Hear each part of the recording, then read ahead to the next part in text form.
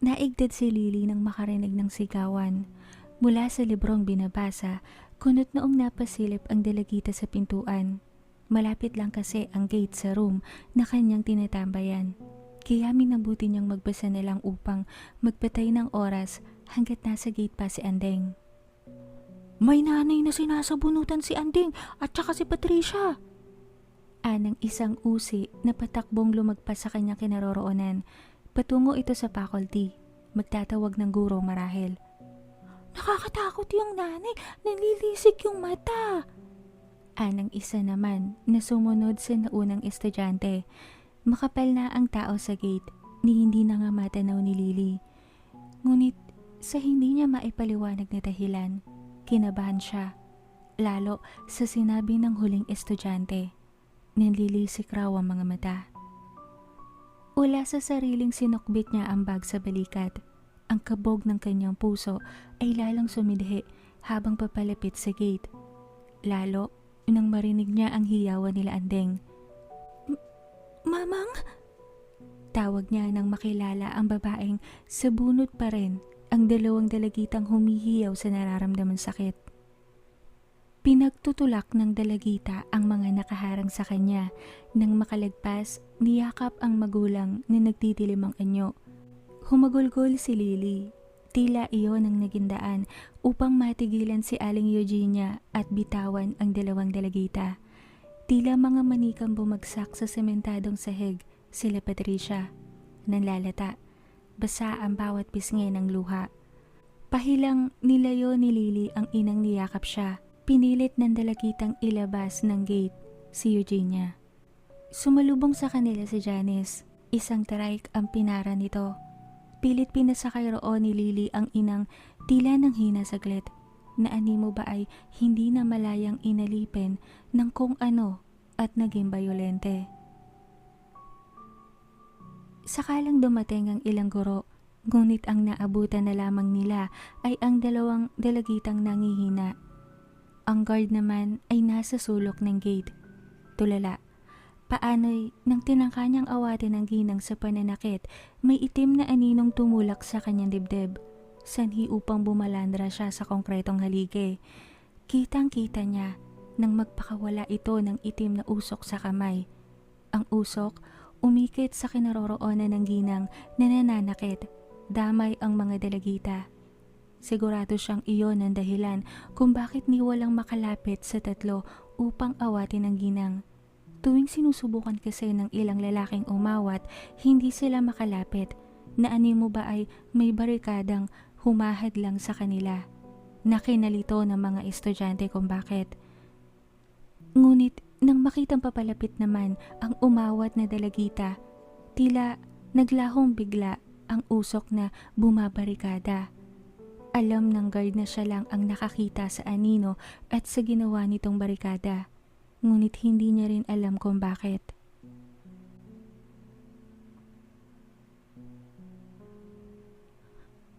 Mamang! Naluluhang tawag ni Lily sa ina nang tuloy-tuloy itong pumasok sa sariling kwarto. Kinatok ng dalagita ang pinto. Mang! Bakit ka naman nanakit? Nangako ka na hindi mo nagagawin yun.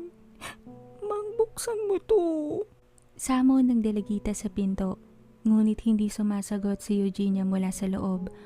Napaupo na lamang ang ginang sa kama. Natulala. Ngunit hindi nagtagal ang pagtitig sa kawalan. Paano'y mula sa ibabaw ng tokador, nalaglag ang diary ni Lily. At tila may sariling isip ang bagay na naglipat sa ilang pahina, kung saan parte siya ng gigil. Kumuyom ang mga kamao ni Eugenia. Mula sa diary ng anak, nalipat ang muling nanlisik niyang mata sa pinakailalim na bahagi ng eskaparate, kung saan naroon ang ilang bahagi ng kanyang pagkatao.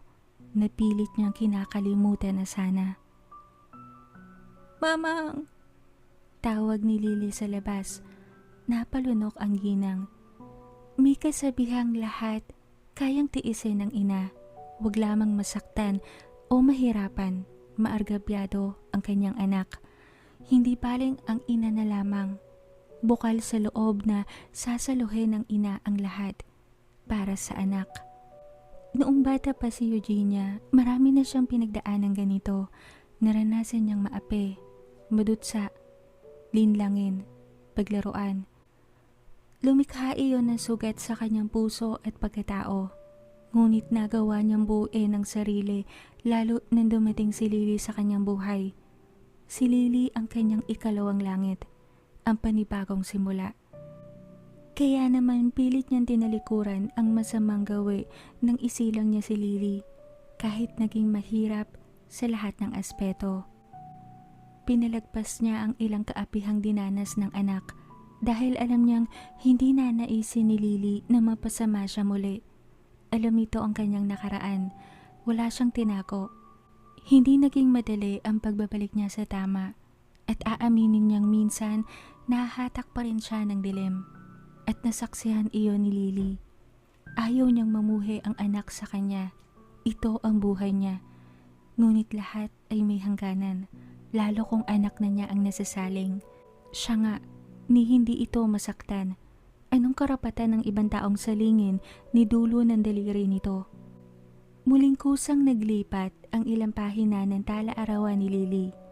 Malinaw na nakikita ni Eugenia ang aninong gumagawa niyon. Muli itong nabuhay nang alipinin siya ng poot. Muli itong lumitaw sa kanyang tabi. Bumubulong. Ginagatungan ng kanyang nararamdamang galit. Kumanti ka. Ano pang hinihintay mo? Bulong nito sa kanyang tenga. At hindi niya ito binigo. Tuluyang nabingi siya sa sumamo ng anak sa labas.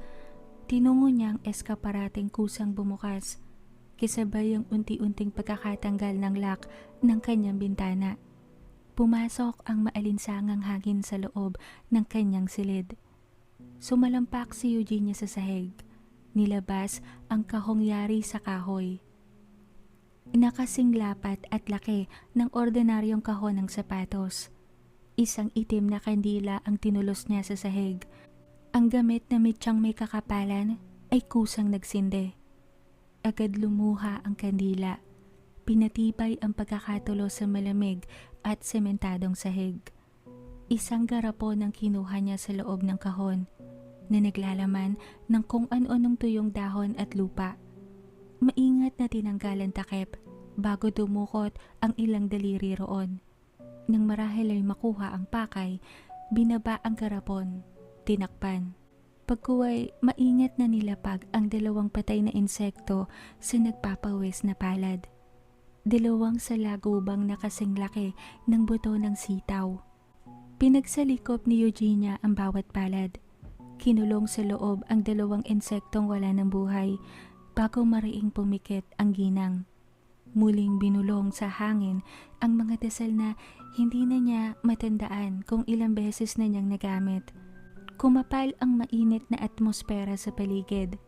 Lalong nag-unahan ang pagtulo ng nalulusaw na kandila sa katawan nito. Namaybay ang ilang pulgada ng tulo, nagsanga-sanga. Ang itim na anino ay ngumisi. Umabot ang katuwaan sa mata.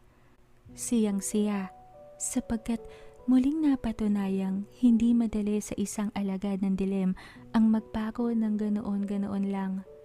Kahit nawawala sila, tuluyang nabura o mabubura sa mga taong sila'y kinasangkapan at hiningian ng tulong, hindi solido ang lahat.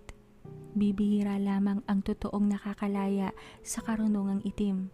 Daang beses kang susubukin, tutuksohin, at iilan lamang silang napapangatawanan ang pasyang magbago. Nang tanggalin ni Eugenia ang pagkakasalikop ng palad, umangat sa ere ang mumunting salagubang. Sinabi niya ang pangalan ng dalawang delegita habang inaalala sa isip ang kanilang mga muka. Pagkatapos ay muling bumulong ng mga kataga ang ginang bago inutusan ng mga insektong hanapin ang pakay. Ang dalawang pirasong salagubang habang umaangat sa ere papalabas ng bintana ay naging 6, naging 15, tumoble. Tumriple ang bilang habang pataas ng lipad. Nahati sa dalawang parte. ang isa siguradong landasang sinundan, gabay ng itim na usok. Samantalang ang isang parte, saglit tumining sa ere, nahati sa dalawa. Paano'y dalawang tao ang tinutukoy ng mangbabarang? Si Josephine at ang mukha ni Patricia. Isang bagay na hindi inaksaya ng aninong ipaliwanag kay Eugenia. Gumante ang masamang elemento sapagkat ilang taon rin siyang kinalimutan ni Eugenia. Isa pa, mas maraming biktima, mas maigi, mas maraming damay, mas lalakas ang kanyang kapangyarihan. Kakatungan niya lalo ang galit na nabubuhay sa dibdib ng ginang sapagkat ang tatlong dalagita ay purong mga birhen.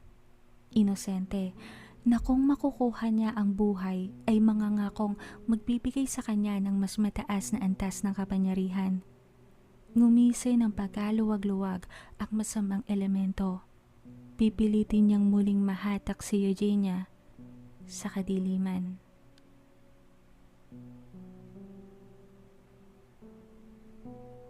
Samantala, napakunot noo si Maricar nang makitang tumigil sa harapan ng kanilang tindahan ang dalawang tricycle.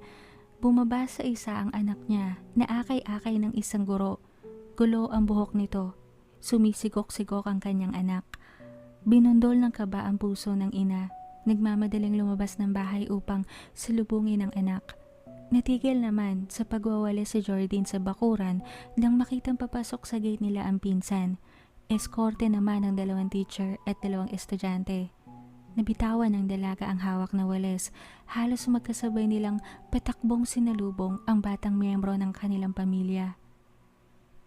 Sa loob na uho tayo mag-usap, Mrs. Anang isang guro na akay ang dalagita papasok nang halos magkasabay ring magtanong ang dalawang babaeng nadatnan.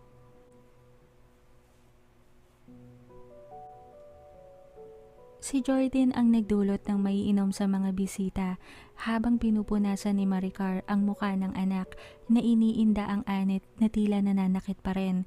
Yumakap ang dalagita sa ina. Umiyak. Nagsumbong. Tila dinudurog naman ang puso ni Maricar sa halinhinang paghikbi at pagsusumbong ng anak. Uminom po muna kayo. Alok ni Jordan sa isang gurong sumisingit kay Patricia maya-maya upang linawin ang alam na nangyari. Ni hindi nagalaw ang inumin at biskwet na hinain ng dalaga. Maging ang dalawang lalaking estudyante, awang-awa sa dalagitang pinagyayaman ng ina, habang akap sa isang braso ang katawan nito. Akala po ata siya si Josephine, Mrs. Anang isang guro naman. Hindi mahamig ni Maricar ang sarili. Alam niyang magmumura siya ng sunod-sunod kung hahayaan niyang ibuka ang mariin na pagkakapinid ng bibig. Maging si Jordan, napatiim bagang. Mali ang nanay sa ginawang pananakit sa dalawa, lalo at menor de edad pa ang mga ito. Ngunit hindi niya maiwasang makaramdam ng simpatsya sa nanay nang malamang bully naman pala ang andeng na sinasabi ng mga guro at ang kasama nitong Josephine daw. Ngunit yun nga, mali pa ring manakit ito ng bata. Tagasan ho yung nanay na yun. Pupuntahan ko para makausap ng masinsinan. Mahina, ngunit may diing wika ni Maricar maya-maya. Isang buntong hininga ang hindi maiwasang pakawalan ni Jordan. Kailangang sumama siya. Mahirap na, baka lalong magkagulo pa. Mula sa tiyahin, nilipat ni Jordan ang mata sa pinsang tumahan na rin sa pag-iyak. Inabot nito ang isang bote ng malamig na royal at uminom. Nahabag ang dalaga. Sa balikat nito, napansin ni Jordan ang isang maliit na salagubang. Angat na angat ang kulay nitong itim dahil puti ang uniforming suot. Walang anumang inabot iyon ng dalaga. Pagkuway tinapon palabas ng pintong bukas. Ipagpabukas na ho natin, Mrs. Sasamahan ho namin kayo. Kailangan rin hong magkaharap-harap ang lahat sa barangay para mas mapag-usapan ng maayos ang lahat. Anang isang guro naman. Kapwa napatingin si Jordan at Maricar sa labas ng kanilang tahanan. Magtatabit hapon na. Alam nilang hindi sila makakatulog ng maayos pagsapit ng gabi.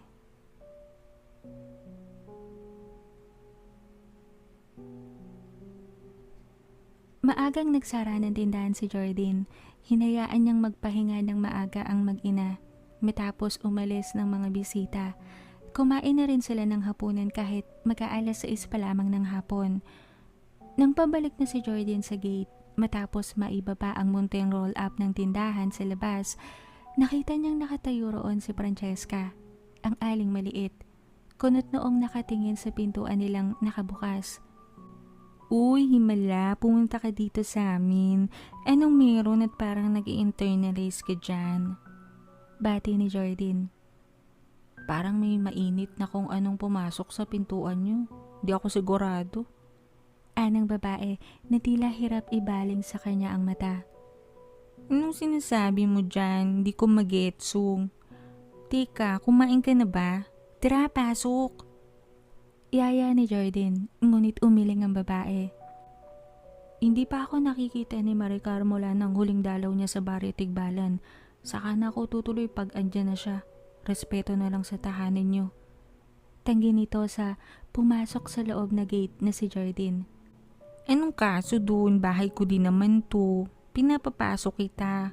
Hindi naman pati mata pobre si Chang, lalo na sa mga katulad mong pan-size. Katuwiran ng dalaga naman, ngunit tigas tanggay si Francesca. Hindi raw niya maiintindihan pa sa ngayon. Napakamot sa batok si Jordan. Saglit pinagmasdan ang aling maliit na panay naman ang linga. Alam mo, nawiwirdohan ako sa iyo noon. Mas nawiwirdohan ako sa iyo ngayon. Ano ba yung napapansin mo? Dapat ko bang ipag-ilala yan? Kung hindi naman, pwede sa susunod na araw mo na lang ispluk. May problema din kasi kami ngayon eh. Ani Jordan naman na kinuwento ang nangyari sa pinsan. Tumango-tango si Francesca. Napahalokip-kip ito, tila nahulog sa malalim na pag-iisip. Saglit nagpaalam si Jordan, pumasok sa loob. Pagbalik, may dala na itong tatlong magkakadikit na Mondo Black chairs. Nakapatong roon ng isang pitchel ng bagong timplang juice, 2 baso, tinidor, at 2 pinggan ng malalaking serving ng ininit na lasagna. Sa labas ng gate sila pumuesto, ginawang lamesa ang pangatlong upuan. Salamat sa merienda. Ani Francesca na kumukuyakoy pa ang mga paang hindi kayang lumapat sa lupa sa ikse ng mga bias. Wala yun, parehas tayo eh. Mahilig din akong kumain. Pero sa loob lang ng bahay ako nagpupudrip kasi mahal ang mga bilihin sa labas. Tsaka nasa tindahan naman ni Chang lahat ng kutkutin na naiisip ko. Ani Jordan naman na nagsasali ng inumin sa baso.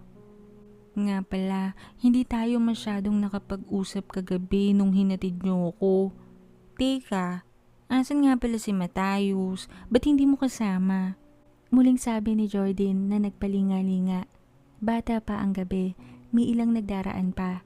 May nagtatanong pa nga kung bakit nagsara siya ng tindahan. Nagdahilan na lang ang dalaga. Kagabi ko pa siya huling nakita eh. Ang sabi niya, sasaglit muna siya sa baryo Tigbalan. Makikibalita ko anong bago. Ngumungoy ang sagot ni Francesca. Bakit hindi na lang siya mag-cellphone? Mas madali kaysa magbiyahe pa siya. Walang ideyang wika ni Jordan. Mabibilis kaya maglakbay ang mga Tikbalang, ano ka? Walang sinabi ang mabibilis na sasakyan na gawa ng tao. Ang magdamag na biyahe patungo sa probinsya natin, kaya ni Matayos gawin ng 4 na oras. Todo na yun. Nagmamalaking lahad nito. Naglaki ang mata ni Jordan. 4 na oras? Kontra 12 oras? Bilis ah. Pero kasi mas hassle-free kung may cellphone na siya. Ani Jordan naman na inaabot ang baso sa aling maliit. Umiling si Francesca. Hindi naman kasi parehas mag-isip ang mga nilalang na tulad nila Matayos at ang mga nilalang na tulad natin. Yun ang nagsiseparate sa kanila at sa atin. Napangiti si Jordan, ninukso. Wow, tao ka pala. Akala ko kasi duwende ka nung uni. Natatawang banat nito sa aling maliit bago nag-peace sign. Umirap naman si Francesca. Loka, dwarfism ang kaso ko no, imbiernak ka. Lokot ang mukhang sabi ng aling maliit habang sinisimot ang ilang sarsa ng lasagna. Ito naman, di na mabiro. Kwento ka naman, paano kayo naging tropa ng Lola Potensyana? Tanong ng dalaga na paubos na rin ang kinakain. Saglit kumuha ng panyo sa miniskirt nitong suot si Francesca. Maarteng dinampi sa labing may bahid ng sarsa bago uminom ng juice. Binibitin ang naghihintay na dalaga. Kailangan ba talagang ganyan yung pagpupuna sa bibig? Nalulukot ang mukhang sita ni Jordan sa kausap. Kunway umirap ang aling maliit.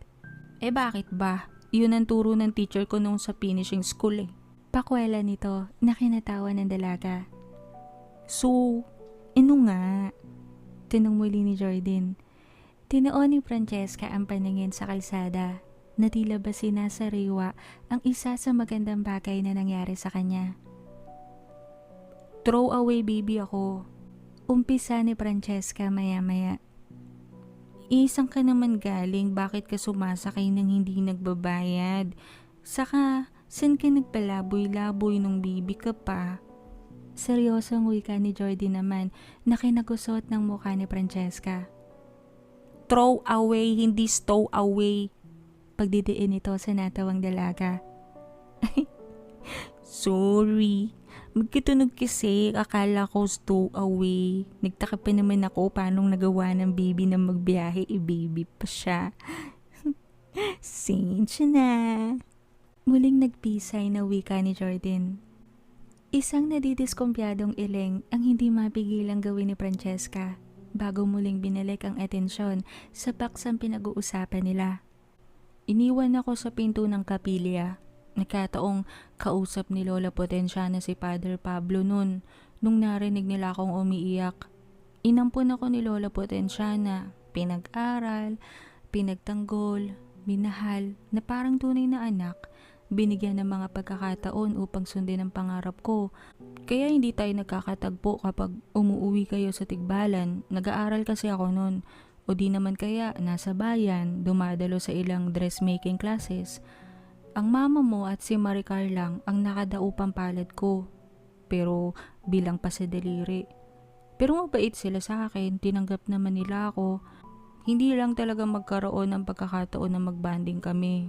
Tuwing nasa Tigbalan kasi sila, parang lagi silang nagmamadaling umalis. Kwento ni Francesca na matamang pinapakinggan naman ni Jordan. Saglit na natahimik ang aling maliit. Hindi na kailangang bigyan niya ng ibang interpretasyon ang huling bagay na sinabi. Kahit alam niya kung bakit laging nagmamadali sila Maricar kapag nasa Tigbalan. Paano'y ramdam niya ang sama ng loob ng mga ito para sa ina. Ang dahilan naman ni Potensyana, nung nag-umpisa na siyang tumanda, lalong dumami ang masasamang nilalang sa Tigbalan. Iniiwas niya lang ang pamilya sa panganib. Kayang protektahan, oo. Ngunit maigi na rin ang nag-iingat. Ngunit nakikita niya kay Potensyana ang pangungulila araw-araw sa mata nito. Isa sa nabanggit ni Potensyana minsan na kinagagalak nito ang pagdating niya. Minapunan siya kahit paano sa puso ng matanda. Hindi niya maitatanggi na may nahihimigan siyang pagsiselos kapag kasama sa iisang lugar sila Dindin at Maricar. Paano'y naging ina-inahan si Potensyana sa kanya, samantalang sa mga anak nito, hindi kaanong nagampanan iyon. Ngunit sa kanyang panig, wala siyang masamang tinapay sa magkapatid. Naiintindihan niya ang mga ito kung anuman ang saloobin sa kanya. Bakit kasama mo si Matayos ngayon na pumunta dito? Mas maganda 'di ba? Dapat yung sarili mong kalagayan na lang ang isipin mo. Ganun. Wala na si Lola, hindi mo naman kargo ang baryo. Mas better yung mabuhay ng tahimik. Ani Jordan naman. Isang buntong hininga ang pinakawala ni Francesca. Ewan ko din ba? Sinubukan kong gawin yan noong mga taong dumaan na nawala na ang Lola Potensyana. Sinubukan kong manirahan sa bayan, tumanggap ng tae, magtinda-tinda. Kaso parang may hinahanap akong iba. Parang hindi na ako masaya na ganun. Madalas pa rin akong tumutungo sa bahay ng lola nyo. Naglilinis ako, nagbabalik tanaw.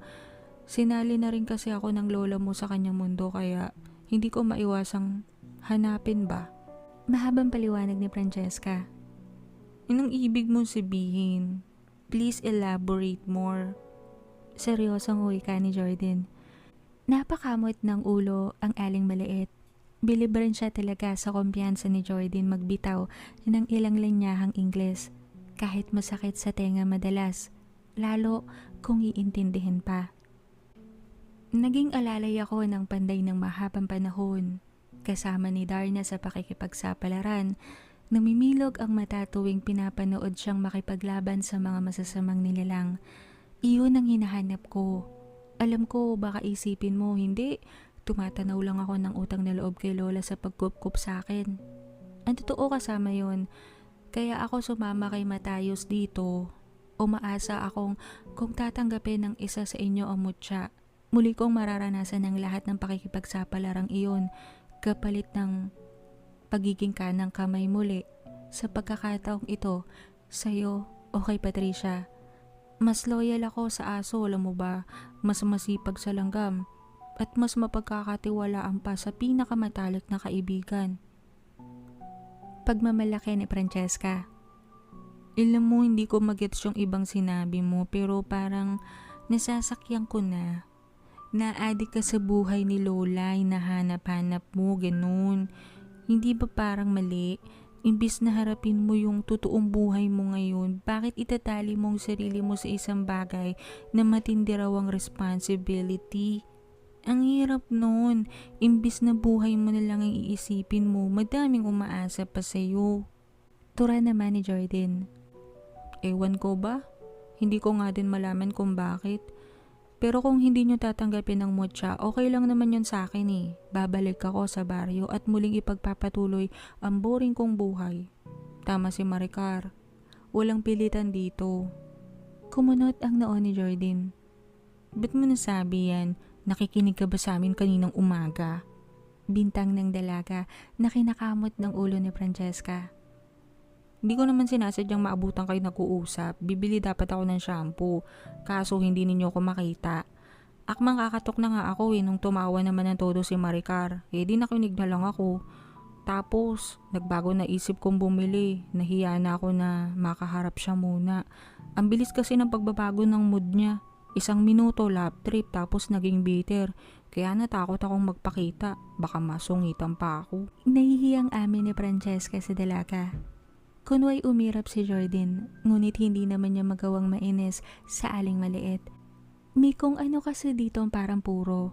Marahil nakikita niyang magiging matalik silang magkaibigan kung bibigyan niya ng pagkakataong mapalapit ito sa kanya. Bakit hindi? Ang hirap kaya makahanap ng loyal na kaibigan ngayon. Alam mo, Francesca, ngayon pa lang tatapatin na kita. Negative ako sa bato. Ayoko talaga. Mahirap yan. At duwag ako as in. Sa ipis nga lang, kinikilabutan na ako pag naalipad eh. Yan pa kaya? Hindi rin sa pag-ano ha. Pero feeling ko, hindi rin tatanggapin ni Patring ang bato. Kasi bukod sa ayaw ng tiyang na ma-associate pa sa mutya, lalong ayaw niyang mapahamak ang anak niya sa ganyang buhay. Kita mo naman, lasang-lasa natin ang kabitiran niya sa naging buhay nila noon ni Lola. Konklusyon ni Jordan. Tumango-tango si Francesca. Walang anumang emosyong nababaka sa muka. Hindi piniling sumagot. Pero pil kitang maging friendship. Minus the mutya. Okay lang ba? Tanong ni Jordan na nilalahad ang kamay. Isang buntong hininga ang pinakawalan ng aling maliit bago tinanggap ang kanyang palad. Oo naman. Isa pa, magaan-gaan na loob ko sa'yo ngayon, hindi ka kasi madamot. Nung unang subaybay ko kasi sa'yo, naiimbernahan ako sa'yo, ang weirdo mo kasi. Kunway reklamo, ngunit nakangiting lahat ni Francesca. Hoo! Nagsalita, ikaw nga dyan, binuang mo ko nung nakaraan. Kahit sino mabubwisit sa'yo, panay sunod ka sa akin. Kontra naman ni Jordan. Tumawa si Francesca. Nakuryoso ako sa iyo eh. Isa pa, binalita nga ni Matayos na malala na ang dayo ng mga aswang sa lugar nyo. Hindi nyo lang nararamdaman kasi maingat na sila ngayon. Pero marami sila. Nagkalat. Isa pa, may kung anong hata kasi ang mutya sa inyo dahil kayo nga lang ang napipisil na tagapagmana. Hindi alam ng mga aswang o ng ilang nilalang na kayo ang tila magnetong humahatak sa kanila para magkatagpo-tagpo kayo. Hindi ako malakas, pero kaya ko naman tumulong sa maliliit na paraan, lalo at matagal rin akong nakasama ng lola mo. Kaya sabi ko, sasama ako kay Matayos para makita ko kayo. Ani Francesca naman. May sasabihin sana si Jordan ngunit naulingan nila ang pagtawag ni Maricar pababa ng hagdan. Napatayo sa pagkakaupo si Jordan, patakbong pumasok sa gate. Ang aling maliit naman, maingat na bumaba sa upuan, hindi nangahas na sumunod. Sa halip, niligpit lang ang lahat ng pinagamitan nila at nilagay sa loob ng bakuran. Muling lumabas. Naghintay. Baka sa muka ang pagtataka kung anong nangyari at bakit sumisigaw si Maricar. Chang, bakit? Humahangos na tanong ni Jordan habang sinasalubong ang tiyahin na namumutla. Ang binsan mo! Hindi maituloy na wika ni Maricar habang nilalahad ang isang palad kung saan may 4 na pirasong maliliit na salagubang ang naroroon. Nakita ko ang mga ito lumabas sa tinga niya. Tila hihimatayin na wika ni Aling Maricar. Mabilis na umakyat si Jordan sa hagdan. Pasunod na sana si Maricar nang mapatingin sa labas ng pintong bukas, kung saan tinaw niya si Francescang tinanguan siya bilang pagbati. Francesca, ano to?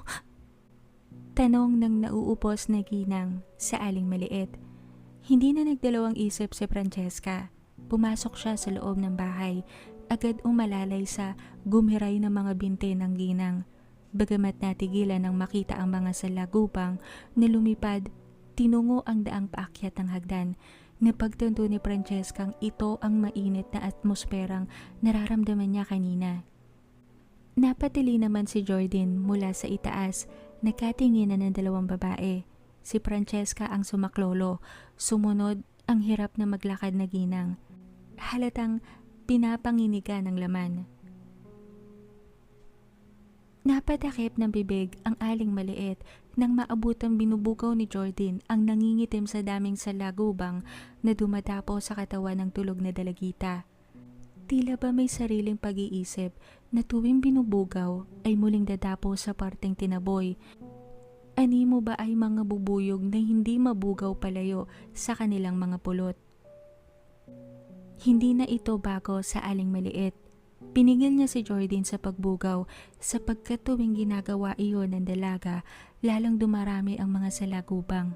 Ang layunin pa naman ng mga ito, kagatin ang balat, gumawa ng sugat na magnanana na siyang gagawin nilang pugad kung saan sila mag-aanak ng maraming salagubang pa. Kakainin nila ang laman, iinumin ng dugo, unti-unting papahirapan ng dalagita hanggang sa hilingin na nitong mamatay. Mga bagay na sinabi niya agad sa mag-ina. Natigilan si Jordan, napaupo sa sahig si Maricar. Hihingi ako ng tulong. Binabarang si Patricia. Anunsyo ng Aling Maliit.